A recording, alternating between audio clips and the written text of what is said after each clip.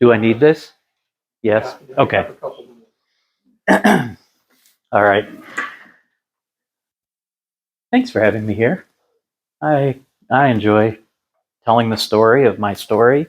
It's not really my story; it's God's story. It's my little tiny piece of it. And just listening to what you have already said here tonight, it's really obvious that God calls all of us to little pieces of His story, doesn't it? Isn't it? It's just, and the amazing part is we really never know what direction that's going to go. How many of you, when you were a kid, would have designed the life that you ended up having? Most of us wouldn't. Every once in a while, I meet someone who says, I always wanted to be a fill in the blank, and that's what I am. But that's incredibly rare. My name's Kevin Sawatsky. I am a son of God. That's the most important part of my life. Shortly behind that, though, is a husband. My wife Renee and I have been married for it'll be 36 years this year, and I've not done anything in my life for 36 years, so I'm kind of happy about that. I listened to your testimony the other day, and I think you were also married in '88. Okay, that's the year we were married, so we were doing that right along with you. July. I am the father of four amazing children, ages 25 through 30. I have two incredible daughter-in-laws. My sons both did what all of us men do.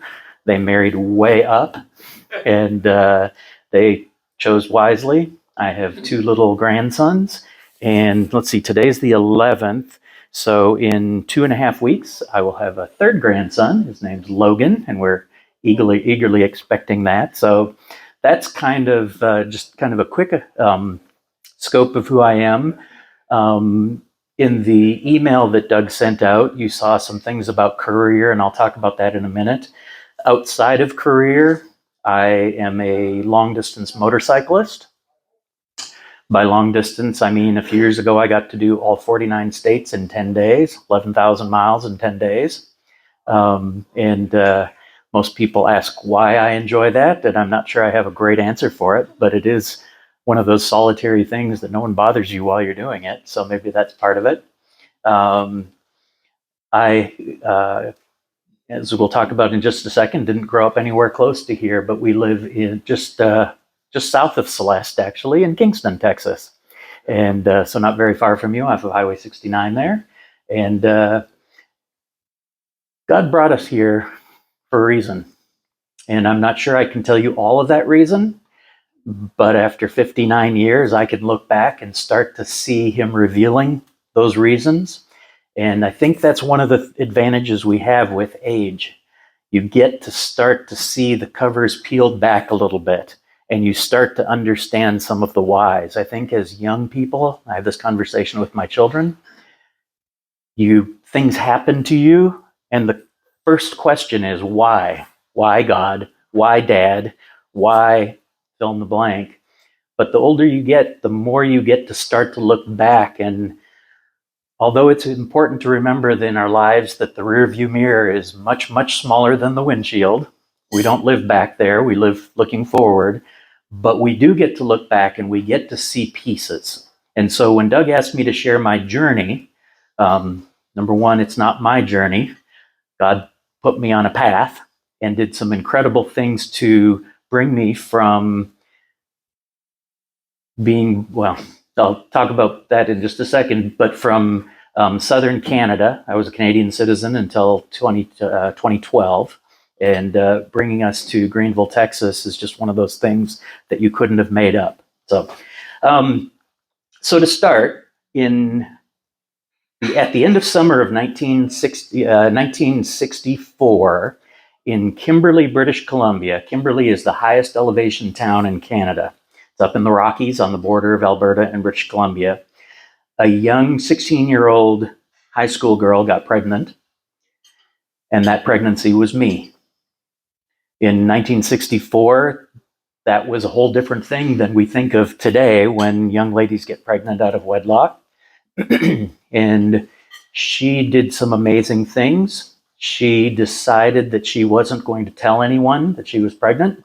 She told her parents in November of 1964, I'm sick and tired of living in a little town. I'm out of here. She got on a bus, moved to Calgary, got an apartment, got a job in a hotel, which, as my life progressed, becomes one of the ironies. Had me, put me up for adoption, paid the bill, moved home in August of 1965, and never told anyone she had had a baby. She had 3 sisters, one older and 2 younger, and in a family where her father, my birth grandfather, was an alcoholic. It was a difficult life. Kimberly is a very small town. It's a mining town and a ski town, those 2 things. But she could not deal with having anyone know what happened. The only person who actually ever knew was her best friend. And that best friend became instrumental years later. In 2000, so all those years later, her best friend and her youngest sister ran into each other in a grocery store in a town neither of them lived in. And in that conversation, she told my mother's sister, there's a baby out there. The part that you don't know is my birth mother was killed in a car accident a little less than a year after I was born.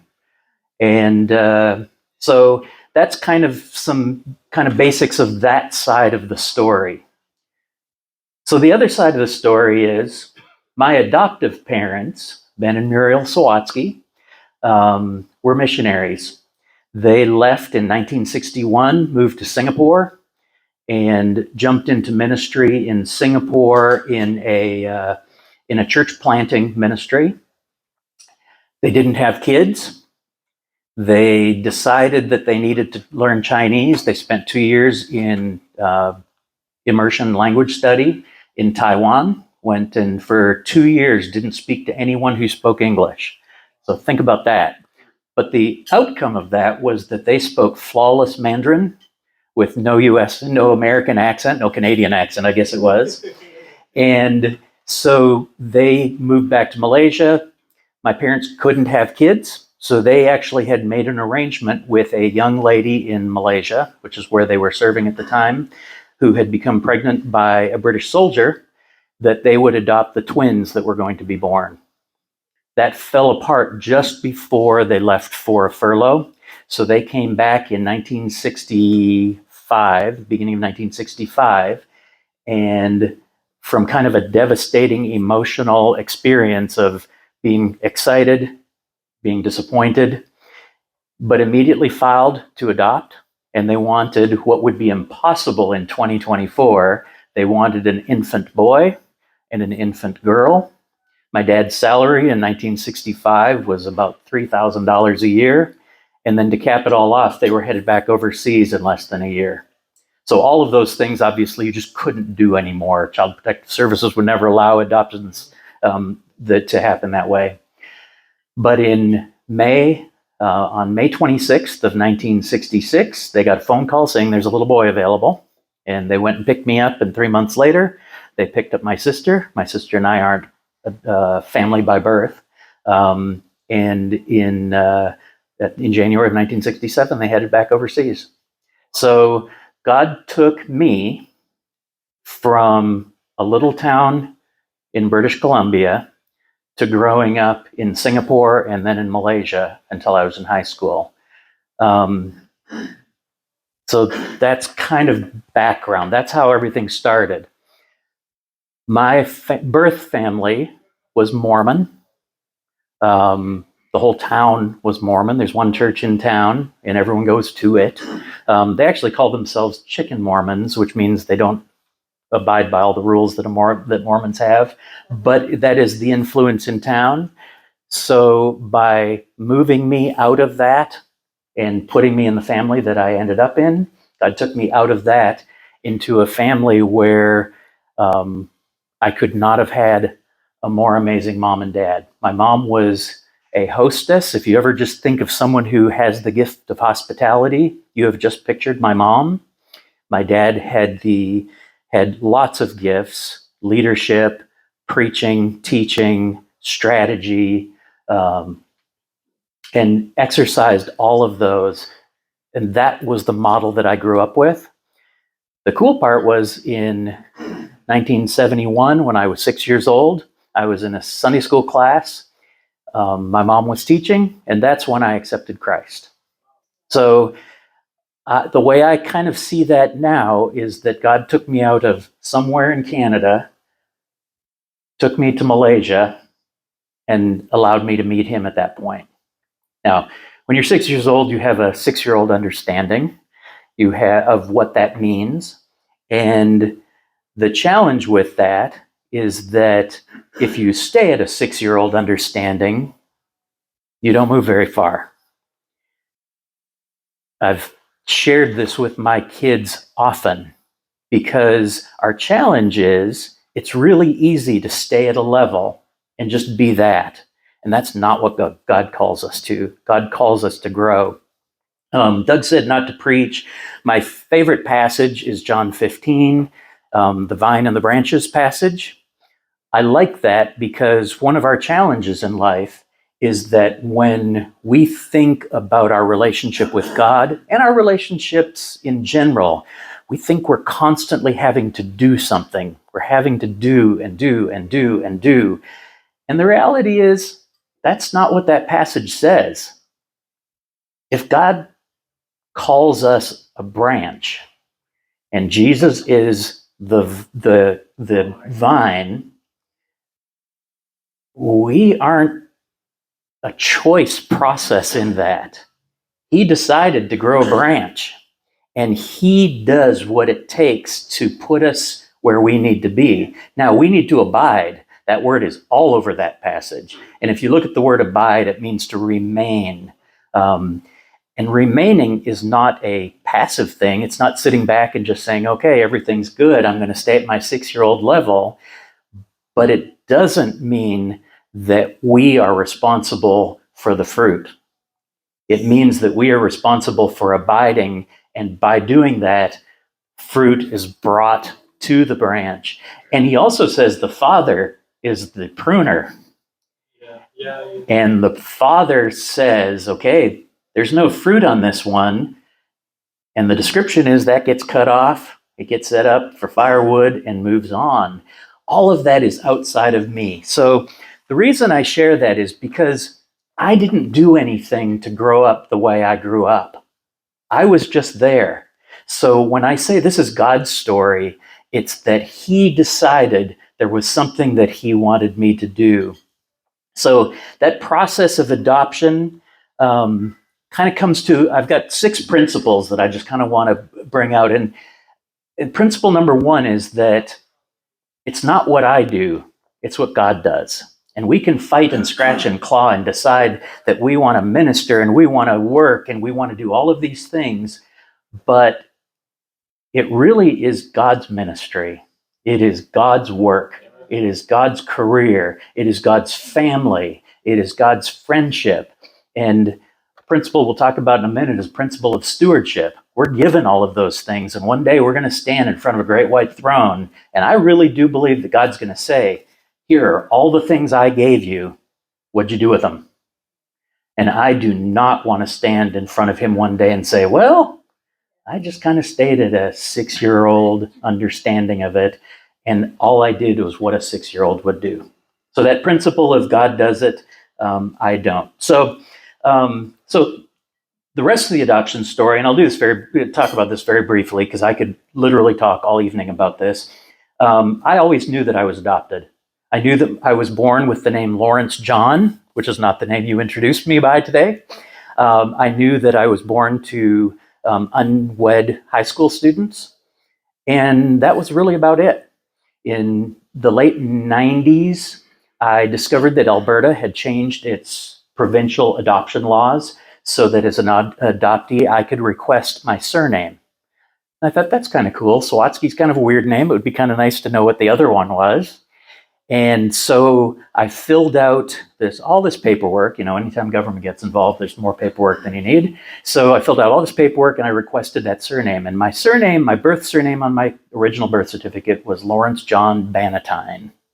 Good Scottish name. Not very many of those around. I immediately, late 90s, internet was just starting. First thing I did was go to the the internet and look up Bannatynes in Calgary, Alberta, which is where I was born.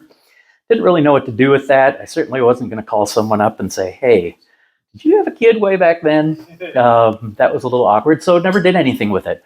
But at the very back of that packet of information was a page saying, would you like to put your information into the provincial passive registry of a database, and where adoptees can kind of connect based on the information that's there. And I thought, why not? So I put the information I knew. Last name Bannatyne, born May 21st, 1965, in Calgary.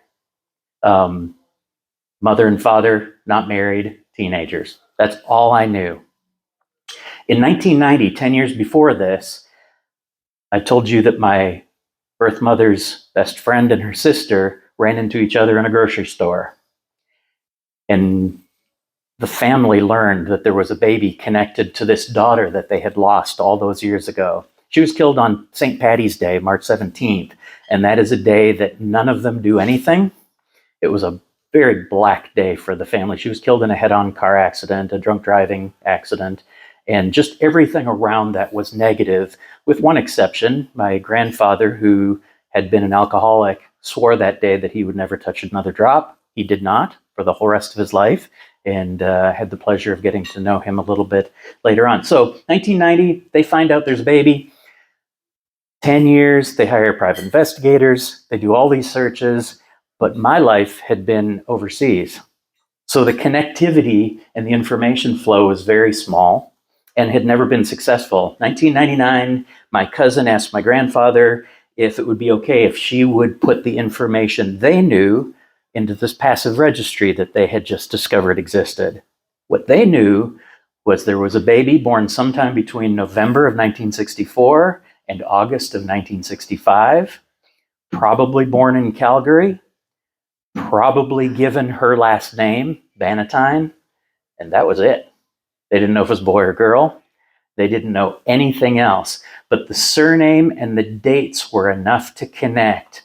And I walked out of a staff meeting in one of the hotels I managed one day to get a voicemail from someone who sounded very Canadian, even used the word a few times. And she said, hi, this is Faith with Alberta Adoption Services. I need to talk to you.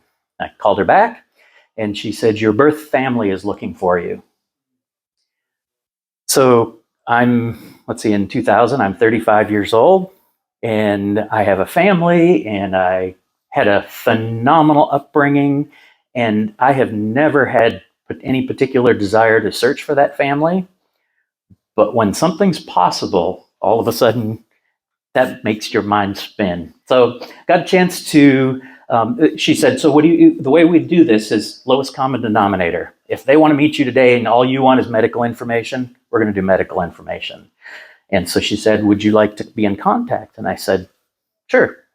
And she said, how? And I said, well, what do you think? And she said, phone call, email, letters, what do you want to do? And I said, I think a phone call. So that night, I was on the phone with, took my son to his baseball practice, came home, my wife and I were sitting in bed, phone rings at 8 o'clock, on the dot of 8 o'clock, and the very first thing I hear is, hello, son, this is your grandfather. And what I discovered later was it was actually my grandmother's birthday that day. There were almost 40 people in that living room, all on speakerphone, listening to a conversation with a family member that they had never known even existed. So led to a lot of things. And like I said, I won't go through that story. But God's powerful enough to say, I want this kid born here for some reason, and I'm going to take him here to meet me halfway around the world. I'm going to do all the things I need to do to bring him to a point that he's ready to go back and meet that family and experience a little bit of that. They all assumed my birth father probably knew that my birth mother had been pregnant. We kind of all know who people date at a particular time, so it's sort of obvious. But I never knew what to do with that. He never approached me. And I just let it go. I'm 35, I'm in a career, I've got a family, and it's busy, and I didn't know how to do that. And a very good friend of mine said, you know what, if you don't do something with that information, you're going to regret it one day.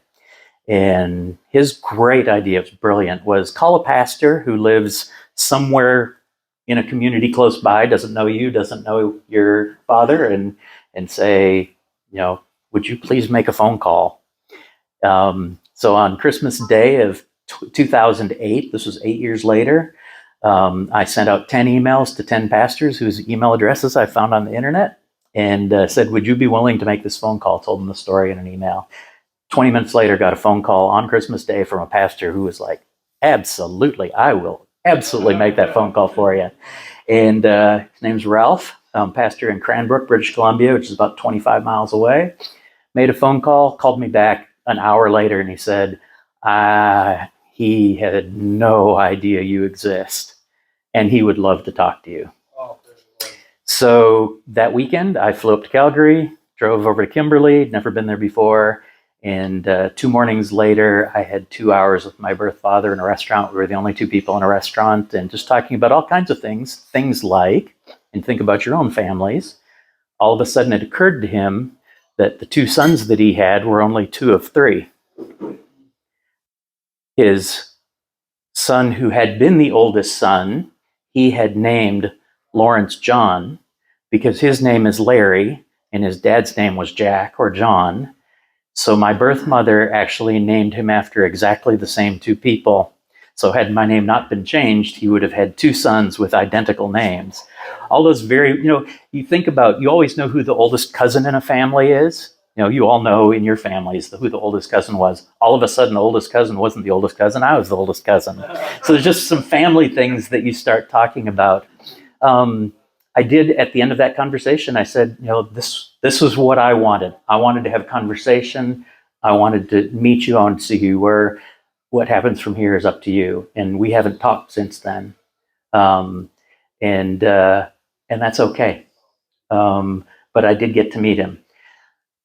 What Doug talked about before is I had the opportunity to teach a class in Greenville called Focus Fathers. My students were all kids who Child Protective Services was removed from their families, and the court assigns them a number of things to do. One of those things is to come to my class and learn how to be a dad, and every one of them hates that idea because no one can teach them how to do that. I already know enough to do that, and it's not that important anyway.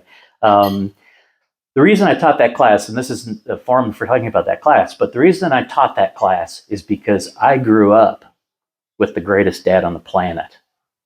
My dad was home all day because his office was at home every Saturday night. The reason I just uncurled this cord is because every Saturday night I set up church in our family's living room. I pulled all the furniture out. I set up all the chairs. I put up the PA. For as far as I could remember until we moved back to Minnesota in 1979. But my dad was my best friend until he contracted Alzheimer's and then passed away in 2016. And but I had a wonderful, wonderful model. Unfortunately, that's not always true. In our Focus Fatherhood classes, 80% of our attendees didn't know who their father was. About 75% of them were there because of something drug related. So I used to tell them, if you can stay away from drugs, if your kids can stay away from drugs and you become an important part of your kid's life, they're never going to end up in my class. Those are very clear statistics that lead down a path. The reason I bring that up is because, again, little kid born to an unwed mother in Kimberley, British Columbia, ends up, the newspaper story has the greatest dad on the planet as a model and goes on to prioritize being a father. And that has been something that has always been critical to me. We moved to Texas in 2005, not for any particular reason, actually, other than God wanted us here. I was traveling 100% of the time. I had started a hotel career coming out of college. managing hotels. I worked for Marriott for 10 years. I worked for a couple small hotel management companies, managing individual hotels and then regions. Eventually developed my own hotel management company. When we merged with a national company, we had 9 hotels, did about $200 million a year in sales. And being an entrepreneur is part of me. I'm not a very good employee. I never was. I flourished anytime I had the opportunity to do what I thought was right.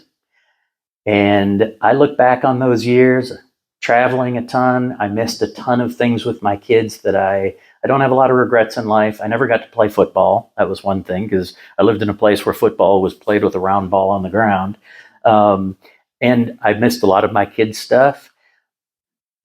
But that career was my God.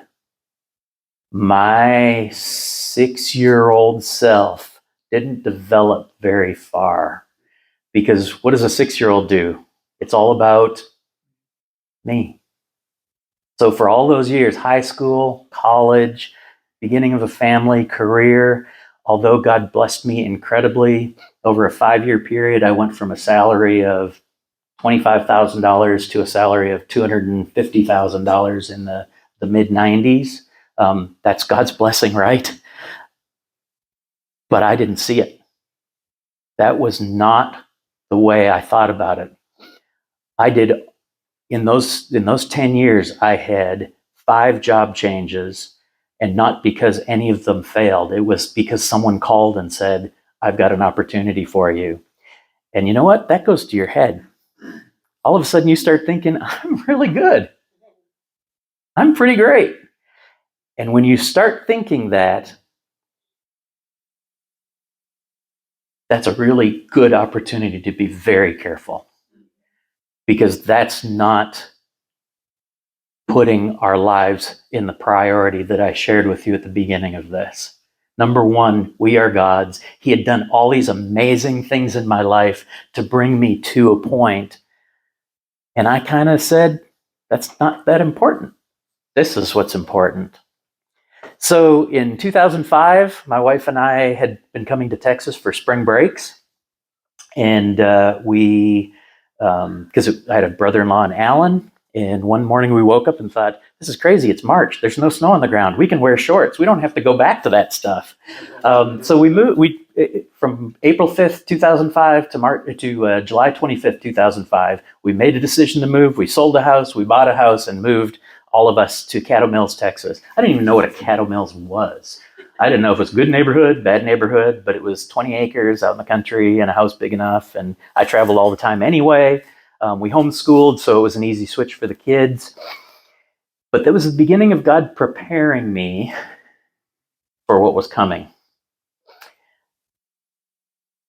People ask me all the time, why'd you move? And my answer is only because God decided that we should move, because there was no reason to do it. We lived a mile from my parents. Try telling your parents that their only 4 grandchildren are going from a mile away to 900 miles away. It's not a pleasant conversation.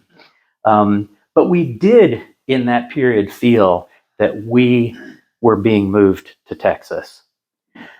We jumped into a church here. I had not really been involved in the church that we had attended there. My wife was very involved. My kids were very involved. I did lead a Bible study fellowship disciple group. But that and Sunday morning were my only connections with church. We came here and we realized to become connected, we should probably find a church. And we did, Christ Community Church in Greenville, which is where we met Glenn's daughter and son-in-law, who are now 2 of our very best friends.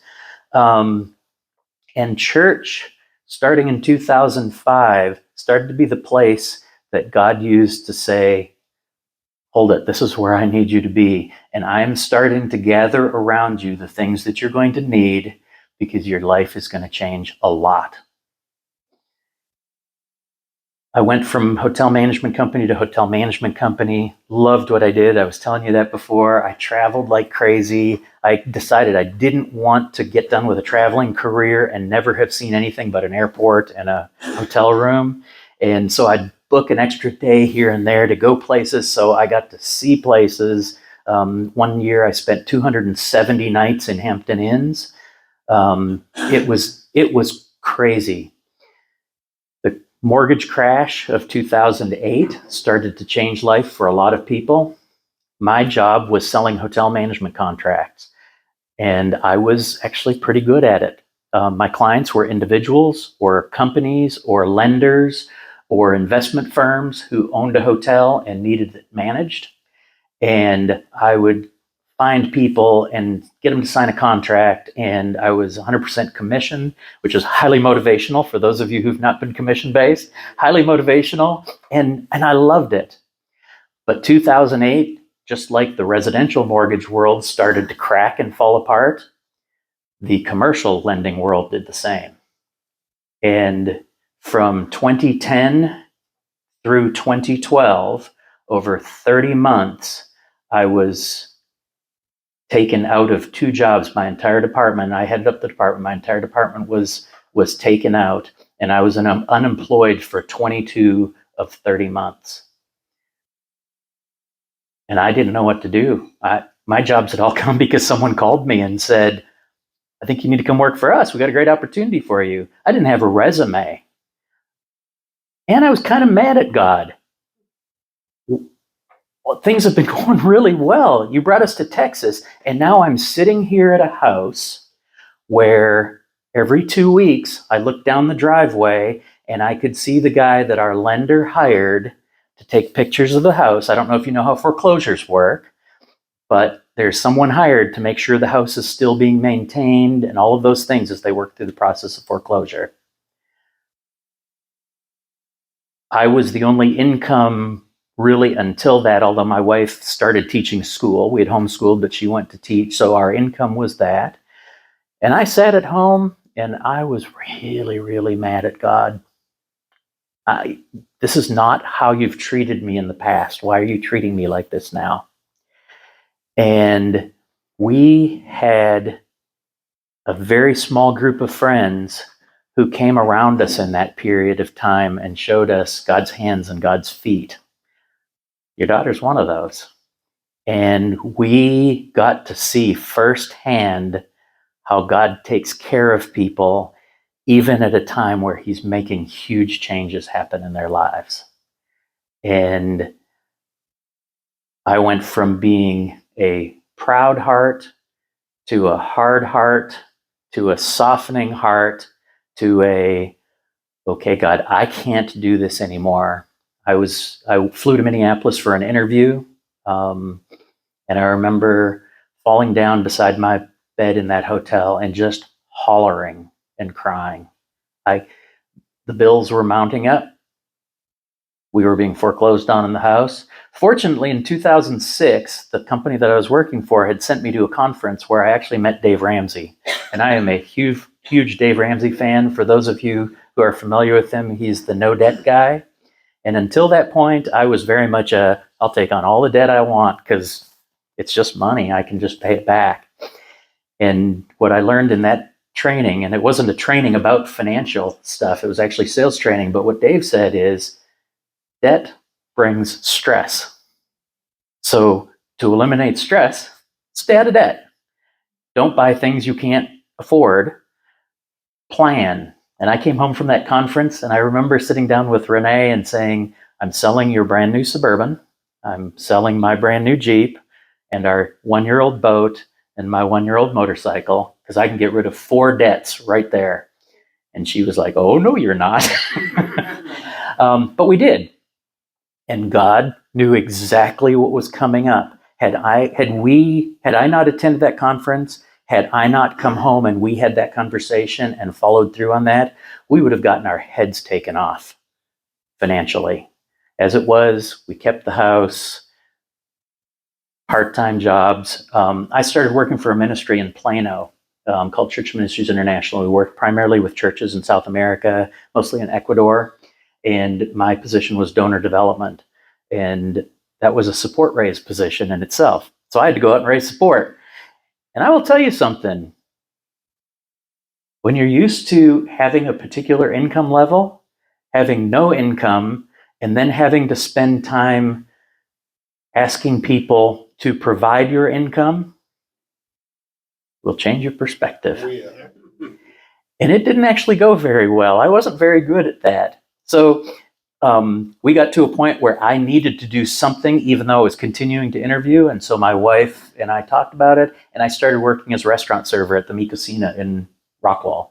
I was exactly twice as old as the next oldest server. I was 52. Next oldest server was 26 years old. So I was kind of the granddaddy of all the servers, and actually kind of enjoyed it. That's how I paid for college. That's kind of the industry I was in. Um, but it's a humbling experience to go from running a company that has 15 restaurants in it to working for tips in a restaurant.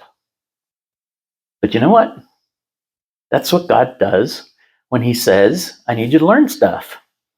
And so through that experience, this is the story of how I got to real estate. Tons of real estate folks in Rockwall use that restaurant as kind of a second office, and people would come in and say, you know, you talk a lot. You really should get your real estate license. And I kind of thought, that would be great. If I do that, I can get rid of the restaurant part, and I can do ministry during the day and do real estate at night. And that wasn't God's plan. By the end of, I got my license, and a couple of months later, I fell in love with this industry and started doing this. But the principles I learned in that, number one, back to the beginning, it's not what I do, it's what God does. And I can go whatever direction I want to go. I can think whatever I want to think about myself, but God's got a plan, and He is going to make that plan work regardless of what I try to do. But He is going to bring the resources, the people, the care, the opportunities, even when things are going very, very poorly. He's going to bring those things together, and He's going to open a door to the direction that He wants you to go. And I have spent lots and lots of time. My favorite thing in life is really mentoring. And I've spent lots and lots of time with people talking through, how do you decide what it is that God's got you here to do? Number one, He's already decided. So it's not really you deciding, it's you uncovering. It's uncovering what it is that God has for you for a mission. And number two, you really need to keep your head on a swivel and look around, because you shared opportunity in prisons. You shared opportunities. I mean, there are so many opportunities for us. We can't do them all, but God has called every one of us to one of those things or two of those things, and we need to be paying attention to that. So, a couple of principles out of that kind of stage. Sometimes God uses our choices, and we kind of look at it. Robert Frost has this. Remember, we all know the poem for Robert Frost. He talks about the road less traveled. He talks about the fork in the road, and most of us talk about, think that that's really focused on the road less traveled. And I don't think so. I think it's that we have lots of forks in our road, and most of us don't ever get to see what the other fork was. I got to see what the Mormon growing up in Kimberley, British Columbia fork would have been like for me. Most of us don't have the opportunity to see what the forks were, because most of those forks, God just takes us on, and we don't get to look back and go the other direction. I got to see what happens when you don't put God first in what it is that you are doing, and you don't put God in His right place in your life. So I got to see that personally. There are two ways to learn things in life. You can learn it through going through it, and you can learn it from someone else. And one's a lot less painful than the other. So wise people learn as much as they can from other people. The principle of stewardship, God gives us all lots and lots of stuff. And I'm not, stewardship is always that sermon once a year in church where the pastor talks about money. That's not what I mean about stewardship. Stewardship is, we have been given relationships, we've been given people, we've been given opportunities, we've been given location by a God that loves us and has a plan for us and has perfectly gifted us to take advantage of those things and execute His plan. And He will hold us accountable. So the principle of stewardship. The last thing, and these are just vignettes from my life. You're talking about, you asked me to talk about journey. In 2021, I had the luxury of going on a wonderful motorcycle trip up to the West Coast, and something I talked about since college, Pacific Coast Highway. There's just, it is stunning. California, as much as we Texans love to say negative things about California, the reason people like it out there is God created an area of our country that is a lot prettier than the one that where we live. So we got to do this motorcycle trip, 11 days. Day 8, I was coming through Sacramento. Friend of mine riding a motorcycle right behind me. What I remember last was that I looked in my mirror. He was right there. The next thing I remember was being in a field, staring straight up in the sky, and this leg was up here. And I don't have any idea what happened in between there, but that was not my plan for the trip, and it was not my plan for 2021. It had been a wonderful work year. It had been actually a wonderful family year for us, and God called a halt to all of that, and I spent the rest of 2021 learning to walk again. I have 28 screws and a rod down this leg. 4 of those screws are 11 inches long. They come in from each side and hold my whole pelvis together. On May 28th, when they did 10 and a half hours of surgery, they told me that it would be 6 months that I would be in a wheelchair, and that my right leg would be an inch shorter than my left leg. We watched God execute his plan and bring us every single thing that we needed over a period of time. My wife and daughter flew to California. Remember, 2021 was right after 2020. We were still pandemic. This is California. For 11 days, I could see my wife's hotel room out my window at the hospital. She was not allowed in. I didn't get to see a human being's face for 11 straight days in the hospital. And I discovered that we humans like to see each other. We like to interact. And all I got to see was nurses and doctors doing that.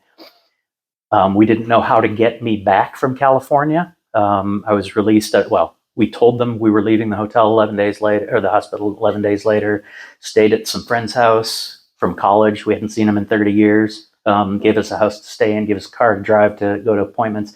A friend here has a friend who has a jet, flew my kids from here to California to pick me up, flew them back here. I don't know anybody who has a jet. I couldn't have made that happen. I couldn't even write that fiction. He just showed over and over and over again how he cares for us. On the 4-month anniversary of that accident, I rode my replacement motorcycle, 123 miles, 1 mile for every day I'd been off the bike. I didn't tell my wife I was doing that day. And I have been forgiven, but it took a long time. My legs are exactly the same length. And so our journeys, and I'll wrap this up, our journeys are something we could never imagine. Our journeys are meticulously planned by a God who has something for each one of us to do. Sometimes he gives us opportunity to say, I can go this way or this way. We have to be very careful with that. We do that only by his wisdom and his grace and the people who surround us and his word. Sometimes he just does it for us and he moves us. So back to 6-year-old me. As a 40-year-old, I was still a 6-year-old me in my relationship with Christ. But all of a sudden, the process of being humbled made me realize how dependent I was. And that process started me taking all my list of priorities and kind of turning it upside down and putting it back the way it should have been. The best years of our marriage were the years following the mess. Probably the best year of our marriage was 21 and 22 following the accident. So God uses things in our lives that we would never want, we would never ask for, but he also prepares us and he brings alongside all of the things that we need as those things happen, and he has a purpose.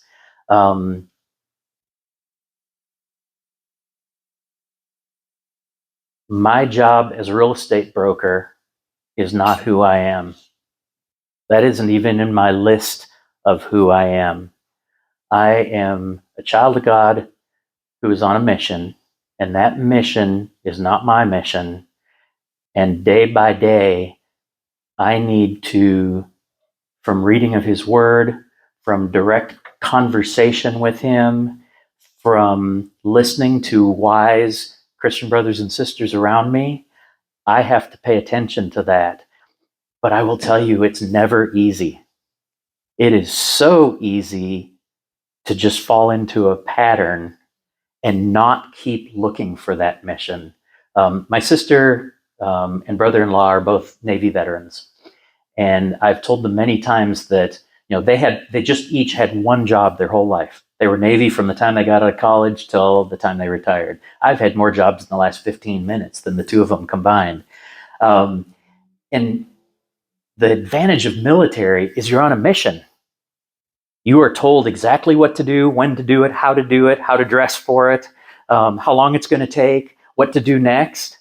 And there is really an advantage in that. But that's, for most of us, that's not how God calls us. What he does is say, I'm giving you gifts. I'm giving you people. I'm giving you time. I'm giving you location. I'm giving you opportunity. I'm giving you resources. And I need you to constantly be connected to me. That's the abide part. As long as we remain connected, then all of those things bear fruit.